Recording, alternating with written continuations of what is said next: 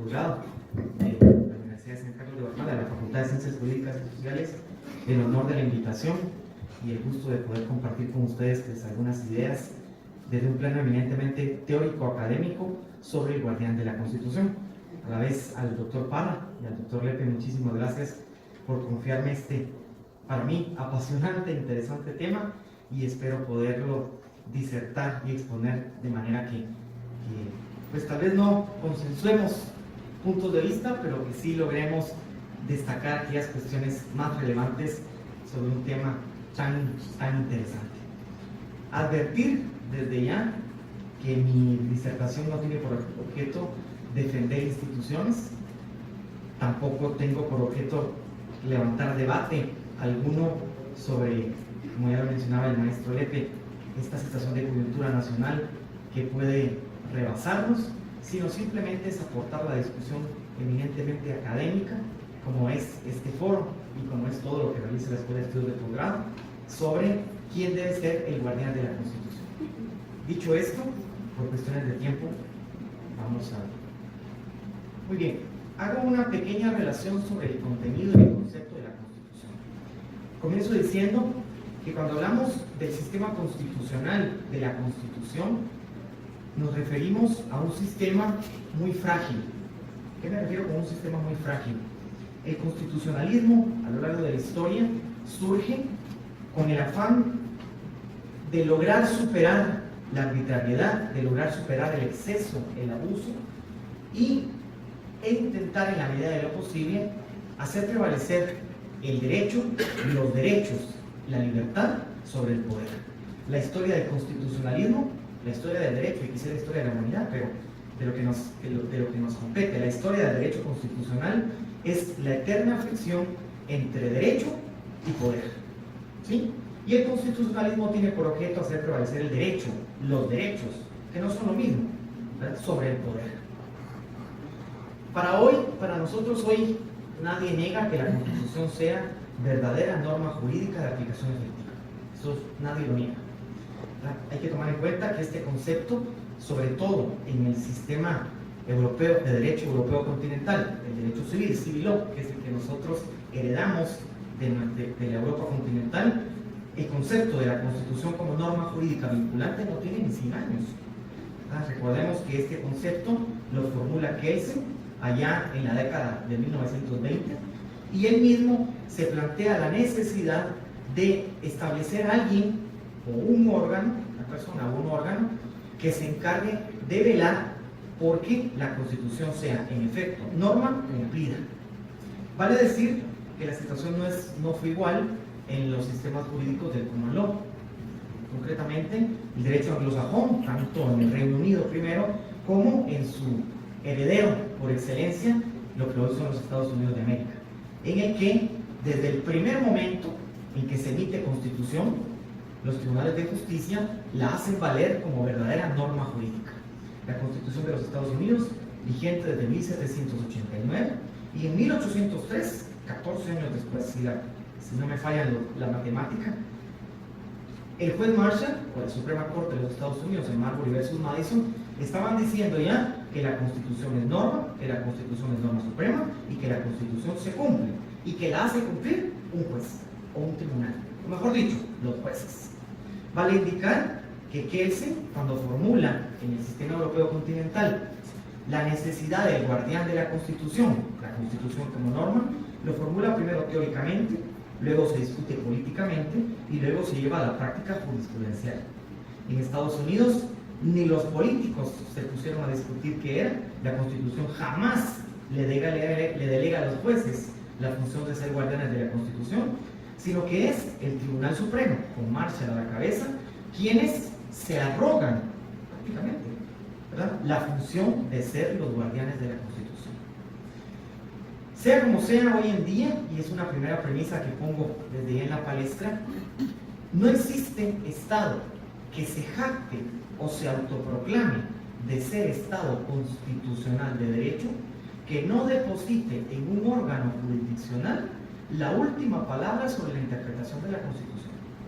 En otras palabras, todos los estados que se autoproclaman estados constitucionales de derecho depositan en un máximo tribunal, sea Corte Suprema como Estados Unidos, México, Argentina, sea Corte o Tribunal de Constitucionalidad como Guatemala, España, Perú, Bolivia, o sea una sala o cámara de la Corte Suprema como el resto de Centroamérica, Paraguay, Venezuela, entre otros, depositan en ese órgano jurisdiccional, nunca político, la facultad de decir, en última instancia, inapelable, que dice la Constitución. Y cuando lo digo en términos generales, porque hablé de América, desde Canadá hasta Argentina. En Europa, España, Alemania, Italia, Portugal, ¿sí? El Reino Unido ha tenido que aprender también a raíz de las sentencias del Tribunal Europeo. En Asia, ¿sí? En Asia, India, Japón, Corea, en África, Kenia, Sudáfrica, Egipto, Oceanía, Australia, Nueva Zelanda, todos los estados que se jactan de ser estados constitucionales de derecho, repito, depositan en un tribunal máximo jurisdiccional de derecho la facultad de decir en última instancia que es la Constitución. No, ¿verdad? Como no veo, ahí está. Muy bien, bueno, era un poco lo que les decía. Estados Unidos, Marshall, que no viene aquí al caso escudriñar qué fue lo que motivó a dictar la sentencia Marbury versus Madison. Yo siempre hago la acotación en clase que es una sentencia pilatesca, porque lo que hace Marshall es lavarse las manos, pero eso lo dejamos para otra, si quieren lo ponemos en espacio de preguntas. Pero Kelsen sí se plantea, si la norma jurídica, si la Constitución es norma jurídica, alguien la tiene que defender. Gracias. Y él menciona en su teoría, en su escrito, la garantía jurisdiccional de la Constitución, que la Constitución es Constitución y es norma si tiene un mecanismo de garantía jurisdiccional, si es un órgano jurisdiccional el que se encarga de velar por el respeto a la Constitución. Ahí entra la polémica muy fuerte a nivel doctrinario entre Hans Kelsen y Carl Schmitt. Carl Schmitt, que es el gran publicista, publicista alemán, que es Carl Schmitt, recordarán ustedes, el guardián de la Constitución debía ser el jefe de Estado. ¿Sí? Hablamos en lo que hoy es Alemania, en aquel momento Prusia, pero él dice, el guardián de la Constitución tiene que ser el jefe de Estado. Kelsen decía, no, tiene que ser un tribunal, el Tribunal Constitucional. Faltaría la verdad si dijéramos que la idea de Kelsen del Tribunal Constitucional se asemeja a lo que hoy es nuestra Corte de Constitucionalidad o los tribunales constitucionales del mundo. La idea de Kelsen del Tribunal Constitucional, ustedes se recuerdan, es el de legislador negativo, que es un órgano que no interpreta la Constitución, sino que la defiende. Sea como sea, es innegable que Kelsen voltea la mirada a Estados Unidos. ¿Y por qué la voltea? Porque en 1803, más de 100 años antes, en Estados Unidos, la Suprema Corte había dicho con palabra final, la Constitución se respeta, y aquí estoy yo, Tribunal Supremo, y el resto de jueces del Poder Judicial, para hacer respetar la Constitución. ¿Por qué? ¿Por qué un órgano jurisdiccional es el que, como estados constitucionales, hemos o han ideado como guardián de la Constitución? ¿Por qué la teoría schmittiana no tuvo, por lo menos en lo que hoy se considera democracias o estados constitucionales, mayor éxito? ¿Sí? ¿Qué hay detrás de esto? Vamos a hablar un poco sobre esta situación. ¿Sí, verdad? Ahí está. Órgano político u órgano judicial. ¿Cuál debe ser el guardián de la Constitución? Voy a ir un poco avanzando, las diapositivas son de ustedes, las que tiene la escuela, yo al final siempre dejo mi correo, si se las puedo enviar, si alguien las quiere, y por eso voy a ir un poco adelantándome en las diapositivas. Hablemos un poco mejor, luego podemos discutir, lo vamos a hablar, de la principal crítica que se le hace, perdón, regrésenme, discúlpenme, ahí está, perdón, la principal crítica que se le hace desde el órgano político hacia la función de los tribunales constitucionales. Luego la voy a ver, ¿verdad? La principal crítica es cómo, y yo hablo en el caso de Guatemala, 5, 7 magistrados, depende del caso, que no han sido electos popularmente, le enmiendan y controlan la plana a 158 diputados que han sido electos popular y democráticamente. Luego lo voy a ver, es un tema que vale la pena analizarlo también. Sí, estudiemos un poco en el derecho comparado cómo actúa el control de constitucionalidad. Doy por sentado que todos entendemos por qué tiene que existir un control de constitucionalidad. constitucionalidad, ¿verdad? Lo había mencionado y lo recalco.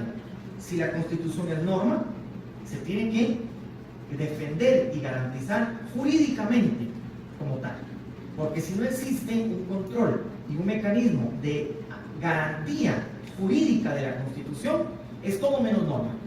¿Qué era lo que pasaba en el caso de Europa antes de Kelsen? Había constituciones, sí, 1910, antes de 1920, pero la Constitución no era más que una declaración de buena voluntad, un conjunto de principios que los políticos, si querían, cumplían, y si no, no, porque no era norma, y si no era norma no había nadie que la hiciera y la exigiera vinculante. Hoy en día la situación es distinta. Entendemos en la Constitución, como ya recalcábamos, la norma suprema del sistema jurídico, pero hay vicisitudes como el bloque de constitucionalidad y otras cuestiones. Sin embargo, en el plano teórico general se trata de la norma suprema del ordenamiento jurídico vinculante para gobernantes y gobernados. Bueno, decía, en el caso de los países socialistas, sobre todo los que siguen la corriente marxista, leninista, Mao Zedong, diferentes, se ha depositado en un órgano de orden estrictamente político la función del control y ser el salvaguarda de la Constitución. Este sistema lo continúa teniendo, por ejemplo, entre nuestra región Cuba, donde el máximo guardián de la Constitución es la Asamblea del Poder Popular, el Parlamento cubano. ¿Sí? Y solo con lo que voy a decir, ustedes entenderán cuál puede ser un principal cuestionamiento crítico. El Parlamento que aprueba las leyes es el que al final de cuentas decide si la ley que él mismo aprobó se acopla o no a la Constitución. ¿Sí? Solo con esa cuestión vemos ya un punto cuestionable, criticable. ¿Por qué se hace así?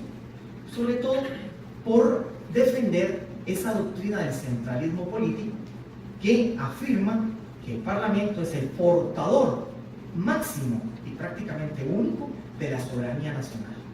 Y si él es el máximo representante de la soberanía nacional, no hay órgano alguno, ni siquiera jurisdiccional, que pueda corregirle o que pueda controlar sus decisiones.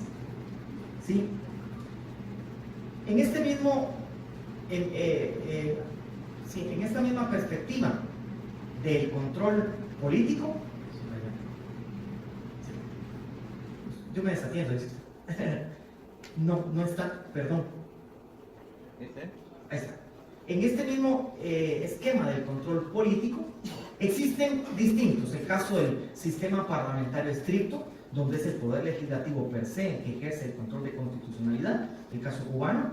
El sistema parlamentario de comisión parlamentaria ya no existe, que es el sistema que tenía la Unión Soviética, el sistema marxista-leninista, donde no es el parlamento en sí, sino que es una comisión del parlamento, pero sigue siendo un órgano eminentemente político el que ejerce el control. En el caso del estatuto de gobierno español, era franquista, era el jefe de Estado. Bueno, contra Franco, ¿quién, verdad?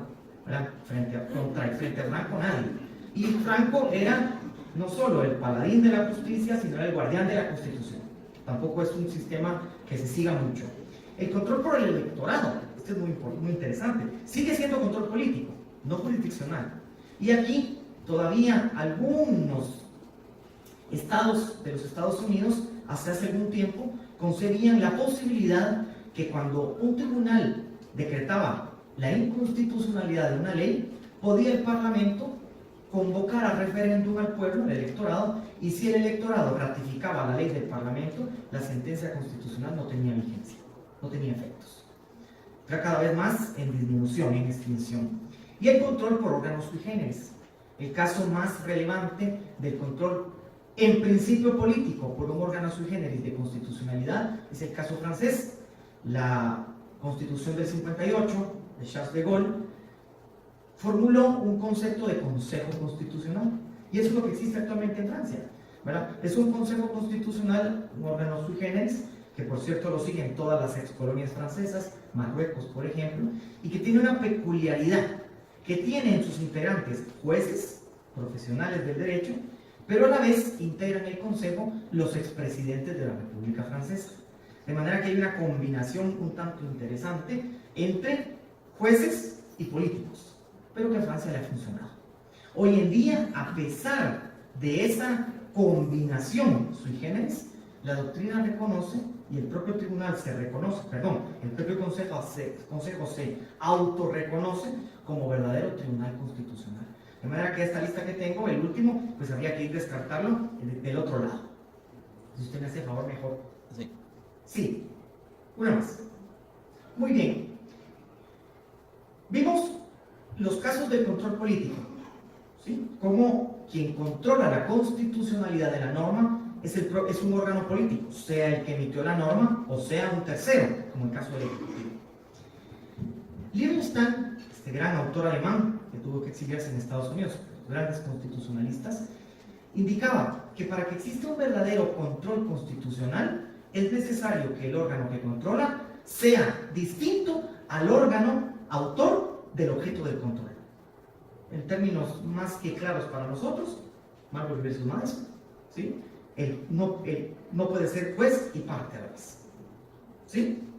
Y Liebenstein decía, el Parlamento que ha emitido la ley es el menos apropiado para convertirse en defensor de la Constitución. Los conejos no son, mire qué figura tan ilustrativa, los conejos no son, decía Liebenstein, generalmente los guardianes más seguros del jardín. Y todos sabemos por qué. ¿Sí? Continuemos. Muy bien.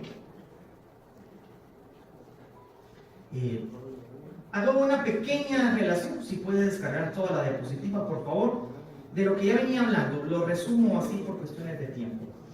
En el caso inglés, aún con las peculiaridades que tiene Inglaterra, ustedes saben que Inglaterra no hace ni 2 décadas que constituyó su Tribunal Supremo. Es bastante interesante, porque no tenían una Corte Suprema. Y fue a raíz de sentencias del Tribunal Europeo que les exige independencia judicial que se quede el Tribunal Supremo. Hago aquí la acotación que existía antes del Tribunal Supremo, el de Royal Court, ¿verdad? De actualmente Inglaterra. La Cámara de los Lores, que es una de las 2 cámaras del Parlamento británico, ejercía funciones judiciales a manera de Tribunal Supremo. Y la anécdota, para buscarlo en San Google, decía el doctor García Funk, ¿sí? Quien niega la extradición del general Pinochet, ya fallecido, a España, no fue un tribunal de justicia, fue la Cámara de los Lores en su función de máximo tribunal de justicia. Sea como sea que Inglaterra no tenía hasta hace poco un tribunal supremo, del Boham's Case, que es esta sentencia paradigmática del juez Sir Edward Coke, se deposita en un juez, tal vez no en un tribunal supremo, pero sí en un juez, ser el guardián de las leyes fundamentales. Y aquí hago la acotación de las leyes fundamentales y no de la Constitución, porque Inglaterra no tiene Constitución escrita. Tiene Constitución, pero no escrita.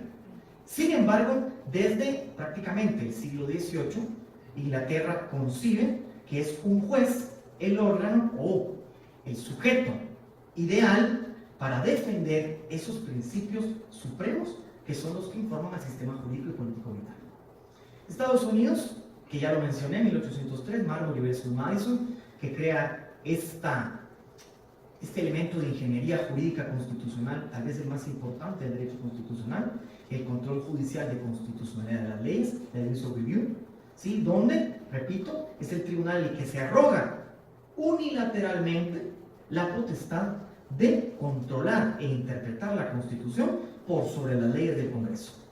Y en Europa, Kelsen, que lo hace de una manera más formalista, reformando leyes, constituciones, no por vía de jurisprudencia, y que idea la creación de un tribunal constitucional. Muy bien. Por favor. Sí.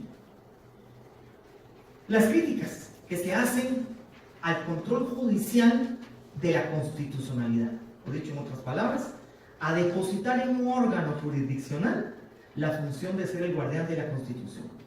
La principal crítica, pues ya la decíamos, ¿sí? La representación popular en un sistema democrático. Y esta crítica se ha hecho valer en todos lados. Y tal vez el caso más importante es el propio Estados Unidos. Saben ustedes que ahorita está el Senado, acaba de confirmar al 9º juez de la Suprema Corte, Kavanaugh, ¿verdad? Que va a integrar, y que algunos dicen que va a ser el Tribunal Supremo más conservador por siglos en Estados Unidos. 5-4, ¿verdad? Bueno, podría decir más, pero van a dejar entrar cuál es mi ideología ahí, entonces lo dejo ahí. ¿Sí? Las críticas que se hacen son precisamente las mismas allá y aquí, y en México, y en España, y en Alemania. Como unos jueces que integran un tribunal constitucional que no han sido electos, sino que han sido designados, pueden enmendarle la plana a diputados que han sido democrática y popularmente electos. ¿Sí? Esa crítica se refleja en el último párrafo de la diapositiva, ¿verdad? La institución de control parece haber sido diseñada para que órganos no electos democráticamente limiten a los órganos democráticamente electos. Por favor. ¿Cuáles son las respuestas que se dan ante esta crítica? La primera, que a mí no me parece muy sustentada, pero se da. Así como la Constitución prevé la elección del Congreso, la Constitución prevé la designación de la Corte de Constitucionalidad. A mí esa excusa, que es válida, pero es muy formal, ¿sí? Porque es, si el texto aguanta con el Congreso, aguanta con la Corte. A mí no me parece que esa sea una explicación válida o argumentada. Creo que hay que buscar explicaciones más de fondo. La segunda respuesta que se da, que me parece bastante importante: la legitimación en una democracia, o mejor dicho, la legitimidad en una democracia no deriva solo de elecciones, sino deriva también de otras pautas democráticas de selección. Porque si creemos que la legitimidad democrática deviene solo de elecciones, todos los demás funcionarios que no son electos no serían legítimos y estarían supeditados a lo que el Congreso decida, haga o deje de hacer. ¿Sí? Principalmente los jueces, que habría que estudiar sistemas, pero ni siquiera en los sistemas del common law se ha generalizado la posibilidad de jueces electos democráticamente. Bolivia, ustedes saben que tiene ya el sistema, creo que ya está empezando a reformarlo porque no ha dado los resultados previstos en legitimidad democrática. Por favor. La respuesta 3, que se me hace todavía más trascendental y que nos la muestra el maestro Vidal Campos. Y él dice: la legitimidad democrática judicial que deriva de la Constitución no reside solamente en la designación o selección del juez, sino en el modo en que ejerce la jurisdicción. Es una legitimidad de ejercicio, no de origen.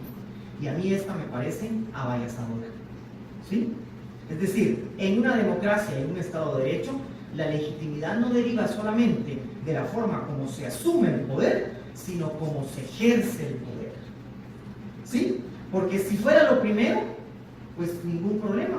Presidente, diputados, alcaldes y los demás por elección, ¿verdad? Consejos municipales pueden hacer y deshacer porque han sido electos por el pueblo. Y ustedes saben que eso no es así. Y por el contrario, los jueces, los tribunales, especialmente la Corte de Constitucionalidad, que es de la que estamos hablando, o el control constitucional, se legitiman no precisamente con su designación o elección, sino con sus resoluciones, con sus sentencias. Y de ahí deviene algo, que solo lo menciono, no ahondo, como, según la doctrina italiana, la legitimidad del juez no deriva de su nombramiento o elección, sino de las resoluciones que emite, acompañadas con una debida argumentación y razonamiento. El razonamiento judicial es el elemento legitimador del juez, no su designación. Y por eso cada vez que un juez no razona ni fundamenta, es menos democrático en el sistema constitucional. ¿Sí? Dicho esto, lo que decíamos, se trata de una legitimidad de ejercicio. La siguiente, se trata de una legitimidad de ejercicio que confiere justificación democrática sustantiva o material al juez por lo que hace y por el modo en que lo hace, no por la forma o el proceso de selección. Cabe aquí decir que la selección del juez, y sobre todo la selección del juez constitucional, no es cosa menos importante. Y por eso ya que se complicaba mucho o problematizó mucho el tema de la elección del juez constitucional. Que dicho sea de paso, me daría para otra exposición, maestro Leto. Yo personalmente creo que no todos los jueces constitucionales deben ser de carrera. ¿Sí? Estoy hablando. ¿Verdad? La carrera para el organismo judicial, pero no para el Tribunal Constitucional. Porque el Tribunal Constitucional tiene otras aristas, otras perspectivas, otras coyunturas, donde la visión política, ¿sí? La visión, no el ejercicio político, la visión política se debe tener y un juez de carrera no la tiene. ¿Por qué no la tiene que tener? Un juez de carrera es un juez técnico y como técnico está bien para resolver apelaciones o casaciones. Pero cuando se trata de control constitucional, donde una interpretación de una sentencia puede trastocar o incidir en la integración de los órganos mismos que la Constitución establece como cabeza del Estado, la visión política no va a ser política, pero la visión política tiene que estar ahí como guía y luz en la interpretación que se hace. Ahora bien, dicho esto, ¿verdad?, cabe indicar acá, entonces, políticos o jueces, tribunal u órgano político. Definitivamente, toda la discusión que en Estados Unidos y en Europa y más allá, la propia Asamblea Nacional Constituyente en dos ocasiones, la Constitución del 65 y luego la Constitución del 85. Esa discusión deriva y repercute en la necesidad que quien diga la última palabra de la Constitución, porque la interpreta en última instancia inapelable, la diga fundada en derecho, no en intereses políticos. ¿Sí? ¿Por qué? Porque al político se le elige para que defienda intereses específicos. ¿Sí? Cuando votamos a un diputado, un bloque legislativo, lo hacemos con la esperanza y con la convicción que él va a defender intereses específicos. Y no es malo, esa es la política. Oportunidad, conveniencia y pertinencia. El derecho no es así. ¿Sí? Y esa oportunidad, pertinencia y conveniencia, traducida en una ley, es llevada a control de un tribunal de derecho que, conforme a criterios de derecho, resolverá jurídica y jurisdiccionalmente el conflicto constitucional. La virtud del juez constitucional, de cualquier juez, pero estamos hablando del juez constitucional, es lograr resolver conforme a derecho conflictos políticos, religiosos, sociales, sin dejarse sorprender por fundamentos religiosos, políticos, morales o ideológicos. No es tarea sencilla. ¿Sí? No es tarea sencilla. Pero esa es la gran virtud. ¿Y por qué? Porque solo un juez asegura y garantiza que la Constitución va a ser defendida jurídicamente. ¿Sí? Ahora bien, la eterna discusión. ¿Y quién limita al Tribunal Constitucional? Bueno, yo hago esta acotación no para agotar la discusión, pero lo digo. El sistema de control constitucional que nosotros tenemos y que es común, repito, a todos los estados que se autoproclaman estados constitucionales de derecho, es, oigan lo que voy a decir, lo que Churchill hablaba de la democracia. Ustedes saben cuál es el concepto que Winston Churchill, el gran primer ministro británico, daba sobre la democracia. Churchill decía, la democracia es el peor sistema de gobierno del mundo, después de todos los demás. Es el peor sistema que ha existido, después de todos los demás. Después de la tiranía, de la monarquía, del autoritarismo. ¿Sí? Gracias. ¿Sí? Y yo digo lo mismo con el control de constitucionalidad en sede judicial. Es malo y tiene muchos defectos, pero es mejor que cualquier otro sistema de control constitucional que podamos idear. ¿Sí? Y ahí viene la pregunta, ¿y quién controla al controlador? Hay razones prácticas y hay razones más procesales y materiales. La razón práctica es, si ideamos, como pasó en Estados Unidos, les comento, en la década del presidente Roosevelt, ante la gran recesión económica, el presidente Roosevelt en el New Deal emite leyes de reactivación económica y el Tribunal Supremo se las vota. Sigue emitiendo leyes y se las vota, porque consideraba que no eran apegadas a la Constitución. Y Roosevelt, como político hábil, no de dicha estuvo 3 veces en la presidencia, se idea, alguien tiene que ponerle cortapisa a la Tribunal Supremo. Y comienza a idearse un Tribunal Superior Federal, conformado por los presidentes de las 50 Cortes Supremas estatales. Afortunadamente eso no llegó ni a la discusión, porque la Corte Suprema varió su criterio, pero yo me pongo a pensar, si hubieran conformado ese tribunal con 50 jueces, qué difícil ponerse de acuerdo. Dicho sea de paso, si quienes están en tribunales colegiados con 3, me imagino que va a ser difícil, con 50, vaya si no. Pero bueno, fuera de eso, no hubiera tardado mucho tiempo en que comenzaran a heredar, y ahora ¿quién controla los 50? ¿Sí? Entonces, si vamos a pensar que tiene que haber un órgano por encima de la Corte de Constitucionalidad, la Corte de Supraconstitucionalidad. Luego vamos a pensar que tiene que haber un órgano de apelación de supraconstitucionalidad y luego un órgano de casación de supraconstitucionalidad y nunca acabar. Y el concepto de órgano de cierre, que lo tenemos muy bien fundamentado en la Corte de Constitucionalidad como órgano que al final de cuentas define el sistema de fuentes formales, se acaba. ¿Sí? Por practicidad, no. Debe ser una cadena de nunca acabar. Pero la respuesta para mí más valedera de esto es de orden material. Si un órgano no dice en última instancia lo que dice la Constitución, no es guardián de la Constitución. ¿Me doy a entender? Si una Corte de Constitucionalidad no dice con último término inapelable lo que la Constitución dice, entonces es porque no es guardián de la Constitución. Y yo acá, personalmente, aplaudo y me regocijo que, como sea, la Corte de Constitucionalidad ha hecho valer sus decisiones. Estamos en un momento de coyuntura difícil, yo lo sé. Sin embargo, la autoridad de la Corte de Constitucionalidad, en definitiva, sigue valiendo. ¿Sí? Y no hay jurídicamente sobre ella órgano alguno que le ponga cortapisas. Y eso es bueno, porque desde el momento que hay un órgano que jurídicamente le ponga cortapisas, vamos, que yo pueda apelar la decisión, es porque la Corte dejó de ser corte. ¿Sí? Les comento muy brevemente el caso hondureño.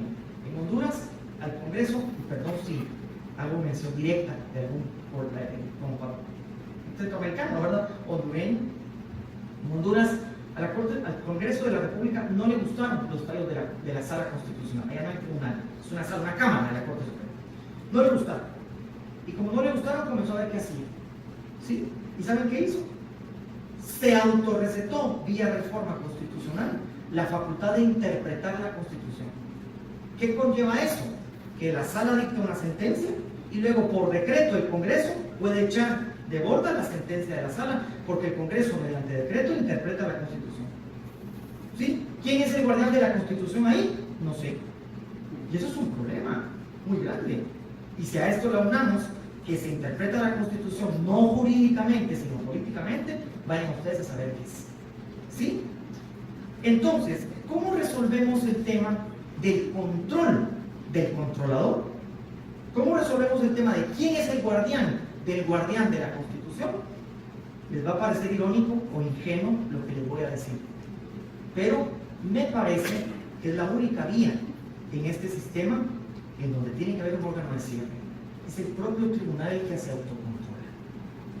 La doctrina estadounidense, a la cabeza de la Suprema Corte, ha ideado el criterio de la judicial self-restraint, la autorrestricción judicial, donde el propio tribunal decide qué conoce y qué no conoce y hasta dónde conoce.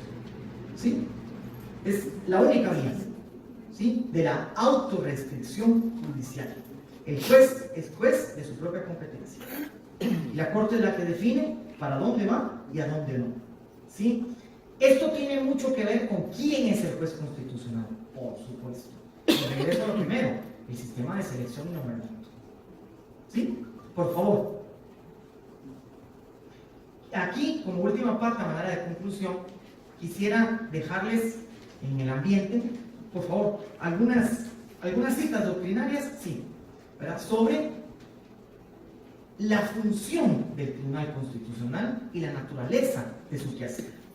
Es el garante máximo de la supremacía constitucional.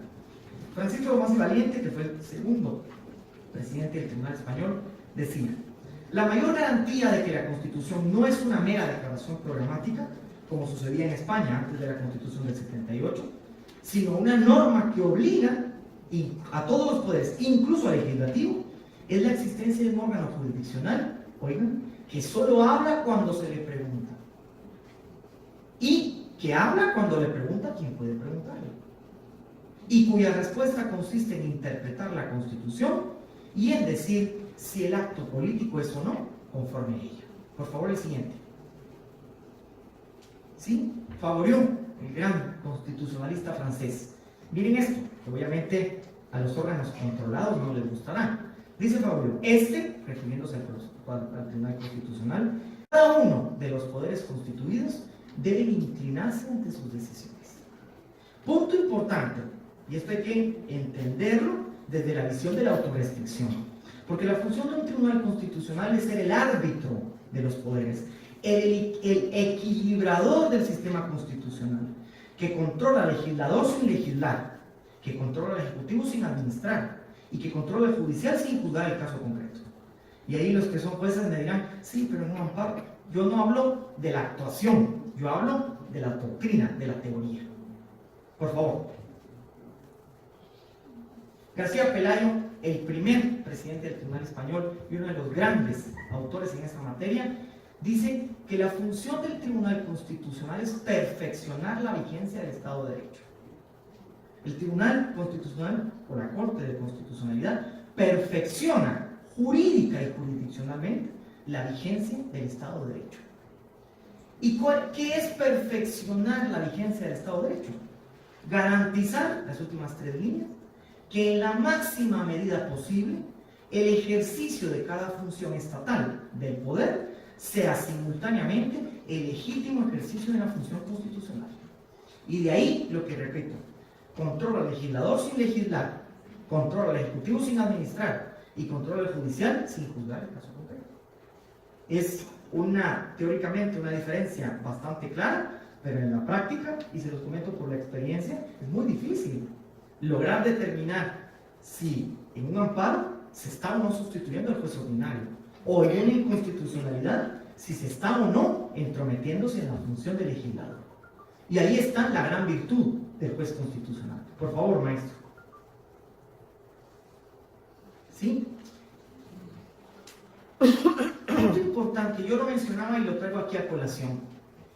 ¿Por qué el juez constitucional tiene que tener una clara visión política del sistema? Porque su interpretación es jurídica, pero de un instrumento político. La Constitución es un instrumento político. ¿Sí? Más que por el nombre, yo no me llevo a esa Constitución política. No, es porque la Constitución crea, define, demarca, limita, delimita y controla el poder.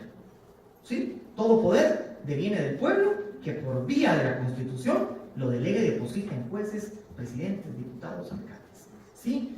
Entonces, cuando se interpreta un instrumento político, hay alcances políticos. Es que eso no puede estar en duda. ¿Sí? ¿Eso es igual a que la Corte hace política? Nunca. ¿Sí? Entonces, ¿la Corte tiene incidencia política? Vaya si no. ¿Verdad? Es decir, y aquí hay muchos fallos de los que podríamos platicar, ¿verdad? Y hablo de fallos anteriores. La Corte, hace algunos años, en un momento políticamente tenso, le quitan a la Secretaría de Coordinación Ejecutiva de la Presidencia la función de ejecutar programas.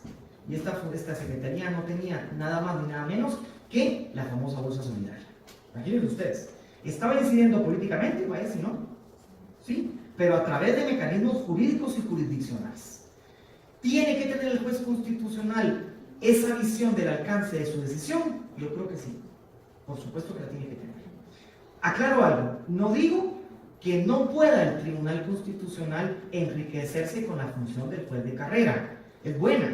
Y por eso es que nuestro propio sistema, si ustedes lo ven, tiene esa lógica de una organización corporativista de la Corte de Constitucionalidad, donde viene, ¿verdad?, el de carrera judicial, el experto en función pública, el experto en función legislativa, el de la academia, que qué bueno que dejaron a la academia también ahí, de la Universidad de San Carlos, y el experto en el litigio. Es una visión multidimensional, donde el juez de carrera tiene cabida, pero no puede ser solo el juez de carrera el que sea el juez constitucional, porque esa visión política, repito, no la tiene, y qué bueno que no la tenga el juez de carrera, porque no es su función.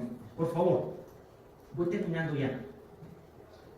El Tribunal Constitucional es, al fin de cuentas, un componente básico en la estructura constitucional, porque es el árbitro supremo.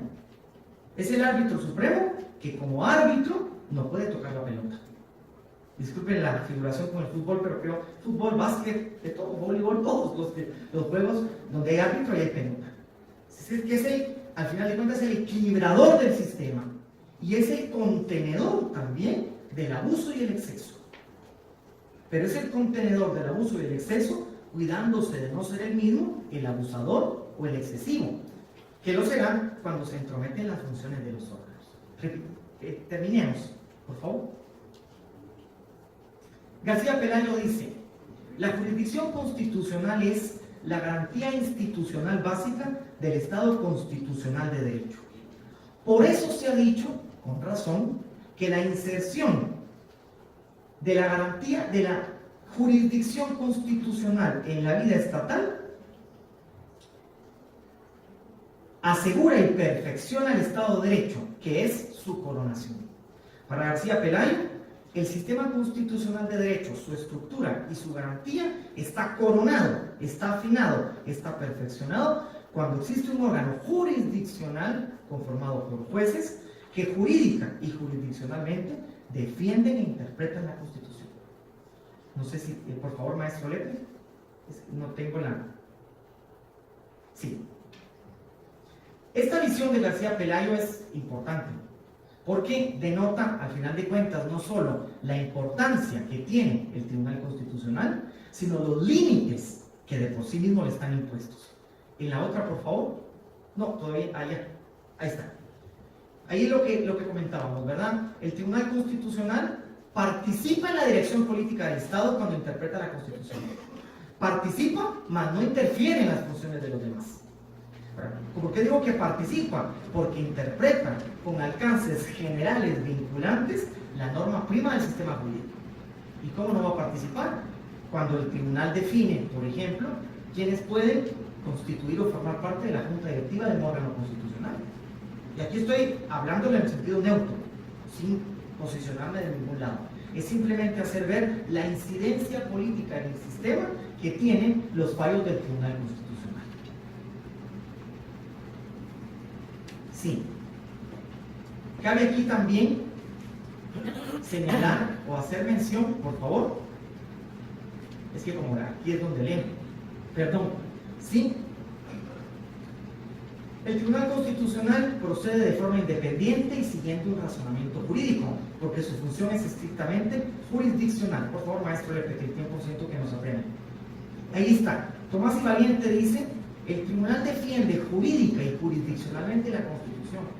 Se trata de un órgano jurisdiccional supremo en su función de garante de la Constitución, nunca en función de lo que la Constitución delega y confiere al resto de órganos. Por favor. ¿Una más?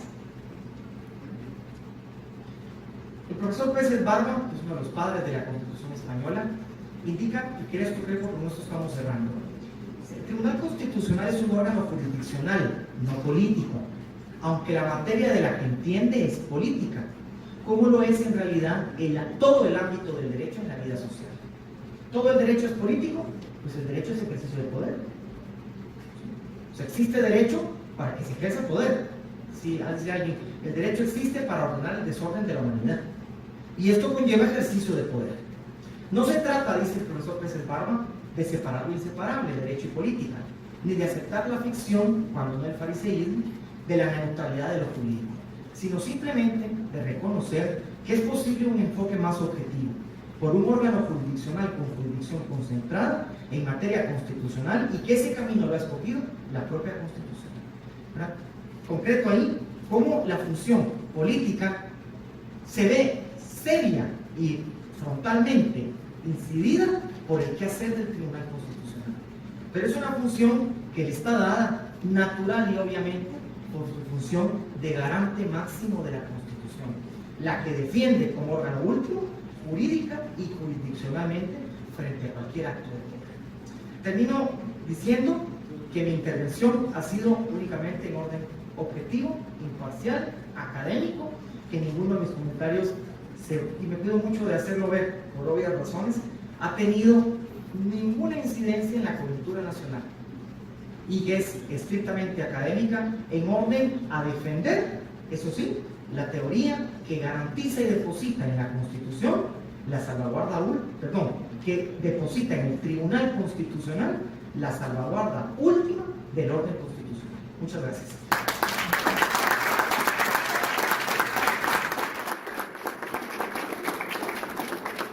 Disculpas, pero sí no la traje impresa. No, está bien, me perdía un poco porque no veía acá y acá está, ese fue el desfase, perdonen. Bueno, tengo dos preguntas, yo no solo dos. Muy bien.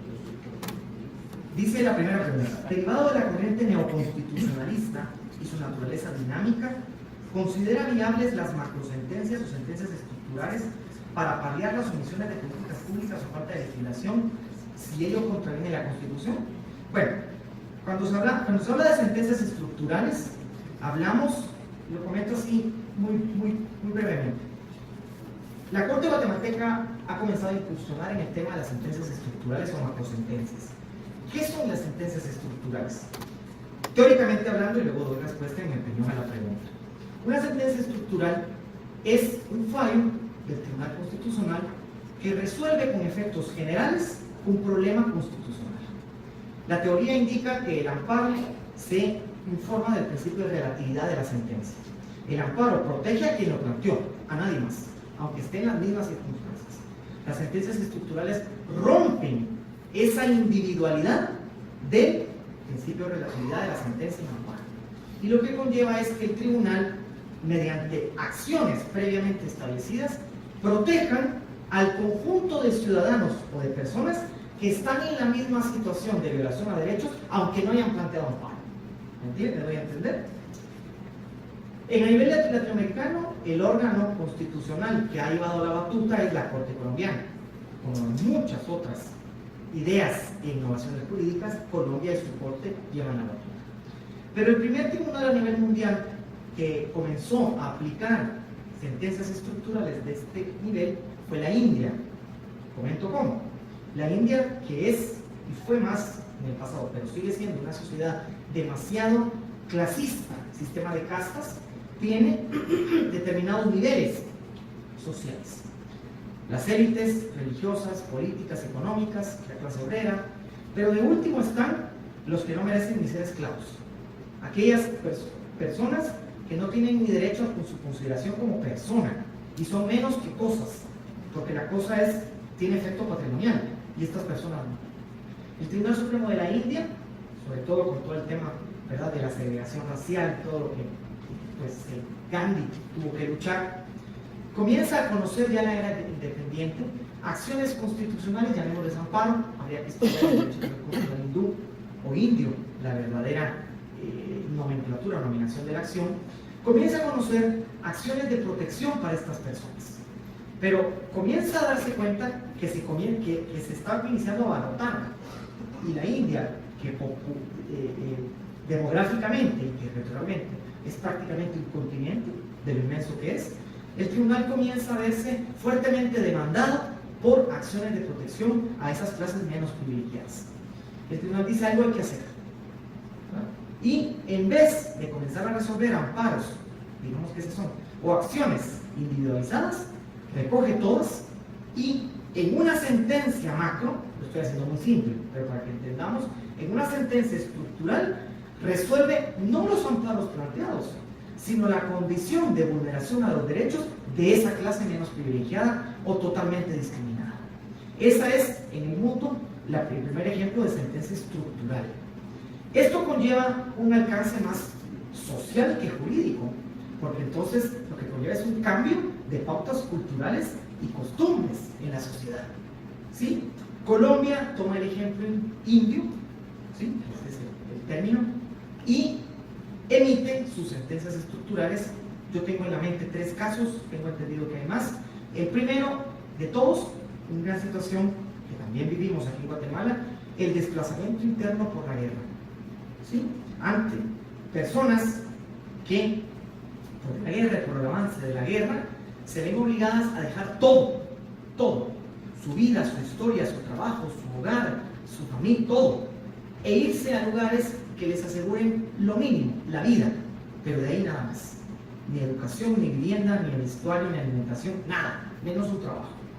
Y ante esa situación de acciones de tutela, son en Colombia, que la Corte Constitucional colombiana comienza a conocer, se da cuenta que se trata de un problema sistémico, estructural, de ahí el nombre.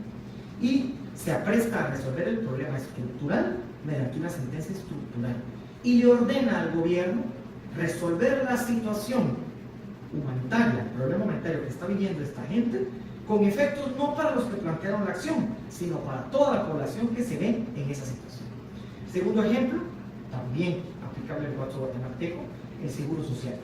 Se da cuenta que el seguro social no responde ante las necesidades de la población y no resuelve los amparos o las tutelas individualmente establecidas, sino que dicta una sentencia estructural donde le ordena a la administración pública reformular el seguro social para dar respuesta a la problemática que conlleva pues quien se sirve del seguro social.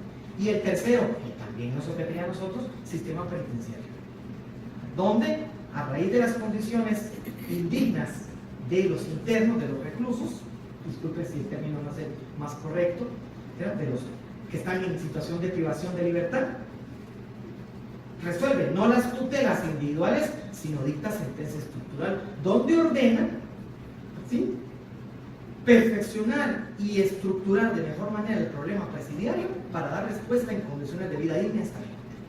¿Sí? La pregunta iba encaminada entonces. ¿El neoconstitucionalismo autoriza las sentencias estructurales o no sentencias? Para mí sí. Yo soy de la idea, yo soy partidario del neoconstitucionalismo. Ahí hay otro dilema. Y del activismo judicial que tenga por objeto protección de derechos. Yo creo que mal haría un tribunal advirtiendo un problema sistémico estructural en la sociedad, resolver sentencias individuales y no intentar incidir, incluso en políticas públicas, sin ejecutarlas, sino ordenar la ejecución, formulación de políticas públicas para que resuelvan el problema social de fondo. Sí, a mi parecer, sí es válido, es viable y más que eso, es necesario. Si hay alguna pregunta sobre esto, hay más. Leo la de la sentencia estructural, que era la última, y dejo para después la segunda. En la sentencia estructural de amparo, a diferencia de protección para colectividad, no sé si eso es lo que dice, a una colectividad, cuando se pide en favor de una persona en lo particular, no es más conveniente utilizar la figura del gestor judicial. Yo no sé si estoy entendiendo bien la pregunta, pero es que la figura del gestor judicial sigue siendo demanda individual de amparo. El gestor judicial, que es una de las instituciones de tutela que establece la ley de amparo, que legitimación activa, solo puede pedir amparo quien resiente el agravio. Pero el gestor judicial es una licencia procesal que permite el constituyente para que pida amparo a alguien que no tiene representación de la persona cuyo favor pide amparo y que la que va a acreditar hasta antes de dictar sentencia. ¿Sí? No encuentro la relación directa entre el gestor judicial y la sentencia estructural. Porque la sentencia estructural, una cosa es la legitimación activa y otra cosa es el trasfondo del problema sistémico estructural que advierte el tribunal y al que le da una solución de protección de derechos que rebasa el planteamiento individual de amparo. ¿Sí? Si no me di a entender, repreguntamos y con gusto lo analizamos. Si el Tribunal Constitucional no debe dejarse sorprender por religión, moral y política en sus resoluciones, ¿dónde queda o cuál es la relación entre derecho y moral? Muy interesante pregunta que no sé si se va a discutir, derecho y moral. Bueno, yo espero no contradecir y ese es el debate académico, ¿verdad? Punto importante. Qué bueno que me la pregunta porque me permite aclarar. Un sistema democrático es un sistema que garantiza la libertad de la persona. ¿Sí? La democracia solo se sustenta cuando hay libertad y la libertad solo puede subsistir en democracia. Son dos elementos totalmente, íntimamente relacionados. Solo hablar de libertad y hay moral. Los derechos humanos son elementos de moralidad. ¿Sí? Cuando yo me refería a que un juez constitucional no puede dejarse sorprender por la moral, me refiero, y tal vez aquí está un poco la confusión del argumento, a que no debe dejarse sorprender por su moralidad propia, por sus principios morales per se, los propios, los de él, e imponerlos a otro, ¿sí?, con base en una sentencia constitucional. Porque cuando la moralidad se impone a otro, se limita y se mata lo más importante de una democracia, la libertad. ¿Sí? Lo que quiero decir es que esta moralidad, que a veces se puede reflejar o convertir o traducir en principios religiosos, ideológicos, no puede ser la luz que guía al juez constitucional. Yo no digo con esto que un juez constitucional no tiene ideología, religión o condición política, si no dejaría de ser humano. Claro, un juez constitucional la tiene. Lo que tiene que tener es la virtud de no dejarse informar solo por esos principios religiosos, políticos, ideológicos, que a veces son los que traducen esa moralidad propia en la sentencia constitucional. Porque cuando un tribunal constitucional impone su moralidad a la sociedad, coarta la libertad. Hay muchos ejemplos de esto, ¿verdad? Yo les doy un ejemplo. Hay temas muy espinosos. Nosotros como sociedad, yo siempre lo digo en clase, no hemos tenido todavía la madurez política, social y jurídica de entrar a discutir temas que nos afectan, ¿sí? Pero que pues no tenemos esa madurez. Aborto, eutanasia, otros temas que ni siquiera están en la agenda todavía. Pero donde sí se ha dado, el caso de Estados Unidos es un claro ejemplo, donde jueces expresa y declaradamente antiabortistas han tenido que resolver a favor del aborto, no basándose en su moralidad propia, sino en la libertad, siguiendo un concepto de libertad que su sistema jurídico comprende. Porque yo acá no me estoy manifestando antiabortista, pero el artículo 3 dice algo, y el artículo 3 se interpreta y se respeta. Pero en las constituciones donde no está regulado ese tema de la protección a la vida en iguales condiciones y limitaciones, los tribunales constitucionales, aún integrados por jueces antiabortistas, han entendido que dada la libertad plena que se garantiza, la única forma de garantizar libertad es también garantizar la libertad de la mujer a disponer sobre su propio cuerpo. No sé si fue prudente tocar un tema tan espinoso, pero como en la universidad pública, se valen los debates. ¿Sí? Muchas gracias.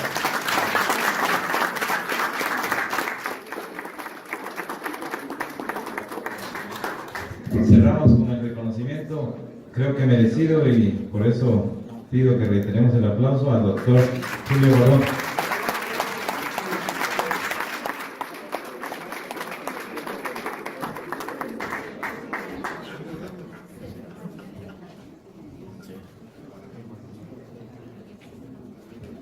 Cerramos esta noche con una conferencia brillante, con broche de oro, de un guardián de la Constitución académico,